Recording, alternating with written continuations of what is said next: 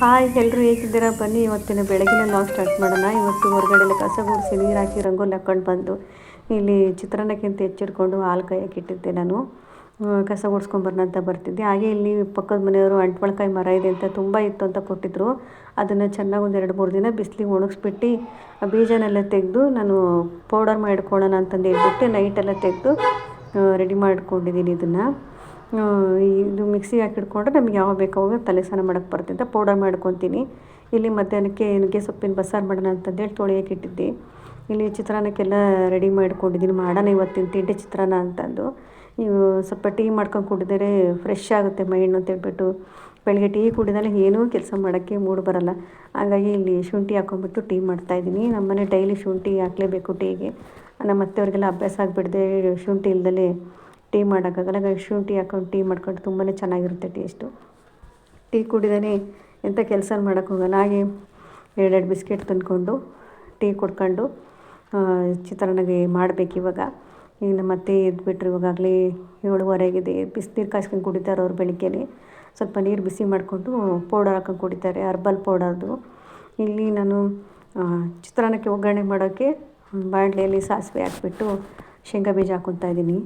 ಇದು ಸ್ವಲ್ಪ ಕೆಂಪುಗೆ ಫ್ರೈ ಆದ ತಕ್ಷಣ ನಾನು ಹಸಿಮೆಣ್ಸಿನ್ಕಾಯಿ, ಈರುಳ್ಳಿ, ಕೊತ್ತಂಬರಿ ಸೊಪ್ಪು ಇಟ್ಕೊಂಡಿದ್ದೀನಿ.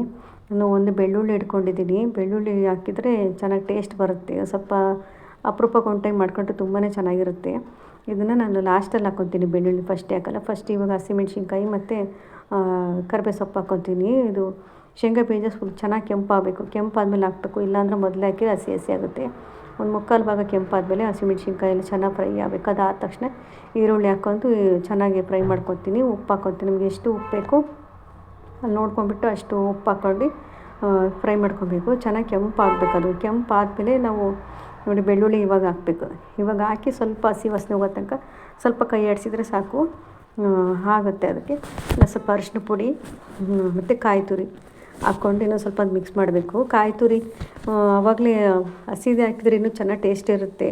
ಇದು ಸ್ಕೂಲಿಗೆಲ್ಲ ಮಧ್ಯಾಹ್ನಕ್ಕೆ ತೊಗೊಂಡೋಗೋದ್ರಿಂದ ಸ್ವಲ್ಪ ಸ್ಮೆಲ್ ಆಗುತ್ತೆ ಅಂತಂದು ಹೇಳ್ಬಿಟ್ಟು ಕಾಯಿ ತುರಿ ಹಾಕಿ ಅದನ್ನು ಚೆನ್ನಾಗಿ ಬಿಸಿ ಮಾಡಿಕೊಂಡು ಮಿಕ್ಸ್ ಮಾಡಿ ನಾನಿಲ್ಲಿ ಅನ್ನ ಮೊದಲೇ ಸ್ವಲ್ಪ ಬಾಣಲಿಗೆ ಹಾಕಿ ತೆಗೆದಿಟ್ಟಿರ್ತೀನಿ. ಅದು ಸ್ವಲ್ಪ ತಣ್ಣಗಾದ ತಕ್ಷಣ ಕ್ಯಾರೆಟು, ಕೊತ್ತಂಬರಿ ಸೊಪ್ಪು, ನಿಂಬೆ ಹುಳಿ ಹಿಂಡಿಟ್ಕೊಂಡಿರ್ತೀನಲ್ಲ, ನಾನು ಇದು ಲಾಸ್ಟಲ್ಲಿ ಹಾಕೋತೀನಿ. ಗೊಜ್ಜಿಗೆ ಡೈರೆಕ್ಟಾಗಿ ಹಾಕಲ್ಲ, ಅನ್ನಕ್ಕೆ ಹಾಕ್ಕೊತೀನಿ.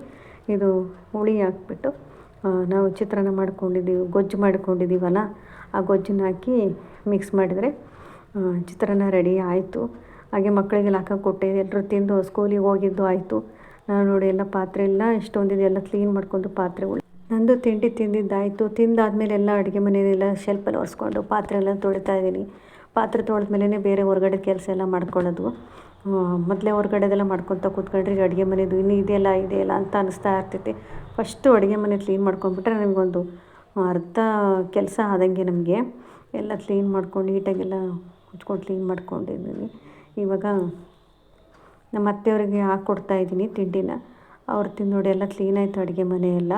ಇವಾಗ ಸಂಜೆ ಮಧ್ಯಾಹ್ನ ಊಟ ಎಲ್ಲ ಮುಗಿಸ್ಕೊಂಡು ನಾನು ಸಂಜೆ ಪಾರ್ಕಿಗೆ ಹೋಗೋಣ ಅಂತಂದೇಳಿ ನಾವು ಮಕ್ಕಳೆಲ್ಲ ಹೊರಟಿದ್ವಿ.